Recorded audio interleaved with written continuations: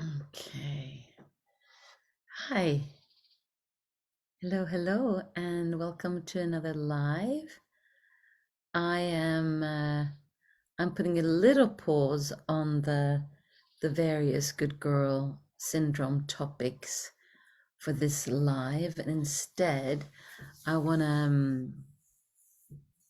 get into the Christmas spirit, I guess. Little bit difficult for a Norwegian to get into the Christmas spirit here in Mallorca, where we now live, um, because it's a blue sky and and warm, and there comes a little kitten. So and it's green everywhere, so I'm not really getting the Christmas spirit. But wherever you are, however you're planning Christmas, I want to look at, for so many of us, there's this need to have a perfect holiday season, right? And tis the season, right? There's just a few more days before Christmas. And many of us, we put so much effort, so much thinking, so much money into creating the perfect holiday. And so I just wanted to share a few things that I have found that have worked for me over the years, as I definitely can fall into the category of overdoing it, be it overdoing it, making everybody else happy, to stressing over, getting the perfect gift. And let's face it, the holiday this time of year, it's magic. It can be very magical. It can be so wonderful. The holidays are meant to be a time of joy and celebration, coming together with people that you care about. Maybe it's your family, maybe it's other people. But for many people, we feel the holidays incredibly stressful. And especially for women with good girl syndrome, who will often feel the pressure to make everything just right for everybody else. And in the process, then, of course, you can very easily forget about yourself. So we've been bombarded with the idea that the holidays are a magical time for families to come together. And for many, it is. And that is beautiful. But we've also been sold this idea that all past wounds will be miraculously healed, just like in the story of Scrooge in the Christmas Carol. You know, the drill, the cultural conditioning that tells us that this is the pinnacle of joy, right, where family and tradition must take center stage. And for myself, I'm having a very quiet Christmas this year, not going home to Norway, mainly because my husband put a boundary in, something that is harder for me to do when I'm with my family. And for us, it's very much a case of, we've just been doing a big cleanse, and this cleanse was really the first steps to a new way of living. And going home to Norway then would really be very difficult, because it's just a eating and drinking fest. And not to mention, the money spent on presents. So let's be real for a moment. The idea that everything is perfect and all the difficulties of the past will just be magically healed, that's far from the truth for many people. And the festive spirit can sometimes lead us down a path of excess. I remember I did this money program once, many years ago, and I asked my mother about the spending around Christmas, and she actually admitted that her excess in spending was actually to buy people's love, to please, to feel special.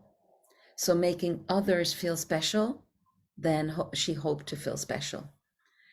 So we find ourselves overgiving, overspending, overindulging, and of course all the delicious treats, right? Hello, extra slice of cake or whatever it is that you like to indulge in. And to top it all off, the pressure to create a picture perfect holiday experience for our loved ones can be downright overwhelming. So no wonder the holidays can often come with a side dish of stress. And so in our case this year, it's very much the opposite, because there's actually none of that. Anyway, but for many there are. But here's the good news. Just because you've had a less than ideal Christmas past in the past doesn't mean that you have to repeat it year after year. So you have the power, we all have the power and the ability to make our holidays as joyful as we want them to and deserve them to be. And it just takes a little bit of extra planning and a little bit of a mindset shift. So now, I don't know about you, but I think it could be time for a change. And for some, it might be just a teeny change. It might be a very small shift so that the holidays can be less stressful. So if you're ready to let go of the holiday stress caused by feeling guilt and obligation, I've got some tried and tested strategies that you can start implementing right away. And these strategies have been tested and proven effective, certainly by me, but also my clients. And any one of us can benefit from them. So let's dive in and look at some actionable tips that can be helpful for you to navigate the season with grace and with ease and with a sprinkle of the Christmas fairy dust wisdom. So how can we make Christmas work for you? So you can start by setting, first one is starting to set your intentions. And so most of you would already have got caught up in the whirlwind of festivities, because it is coming close. But you can still take a moment to set your intention for the season. What truly matters to you? How do you want to feel during this time? Get clear on what brings you joy and peace, and then let that guide you, and let that guide your decisions over the next many days. Because I suppose the season really continues until the new year. Next one is release any guilt or shame. Now, guilt is I've done something wrong. Shame is I am wrong. And both can weigh us down during the holidays. So practice acknowledging the divine part of yourself that existed before you were born, and able to experience these negative emotions. Maybe even see if you can find humor in situations that often can bring you guilt or shame, because humor can help release tension and anger associated with shame. So it could be, I let go of guilt of not spending Christmas with my aging dad. That could be mine, right? And for sure, there is some guilt around that. Next one, embracing imperfections. Perfect is overrated. Let's do that again. Repeat after me. Perfect is overrated. So let go of the need to create a flawless holiday experience. Embrace the messy, imperfect moments that make memories. And often the messy ones can often end up being when there's perhaps some disagreements or even arguments. But remember, it's the love and connection that count. So if there are some messy disagreements or even arguments, remember, take time to say, I'm sorry. Choose your battles, right? Is it that important? So, like I said, love is what counts the most, not some perfectly wrapped present or immaculate decorations. You can also practice mindful giving. Gift giving should be meaningful, not stressful. Determine your personal truth around giving gifts instead of getting lost in a frenzy of gift giving. Pause and reflect on the meaning behind your giving. Ask yourself, what would truly bring joy to my loved ones? Something personal, something that is something you thought through for them. You might consider experiences. That's actually my favorite type of gift. Could be a heartfelt gesture. Or supporting a cause that a dear one is really important. It's really important for your dear ones.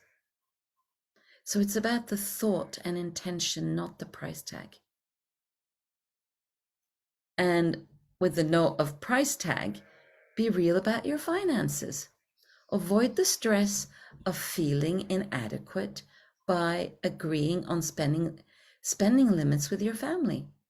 Whether it's a total spending limit or a cap per gift, setting boundaries on the spending ensures that everybody's happy. And speaking of boundaries, setting boundaries is a really good one. You know, you're a precious human being and your well-being matters. Boundaries, I don't think I've ever had a client who had healthy boundaries. So it's a tricky arena. So perhaps start by taking a few deep breaths. Because many of us, we are afraid to set boundaries when it comes to our time, energy, and finances. So communicate with your loved ones about your limits. Find a balance that works for everybody. It could be how many hours during the holidays that you spend together, where you are going to spend that time together, and so on. And remember, self-care is not selfish, it's essential. So you also have to think about what works for you.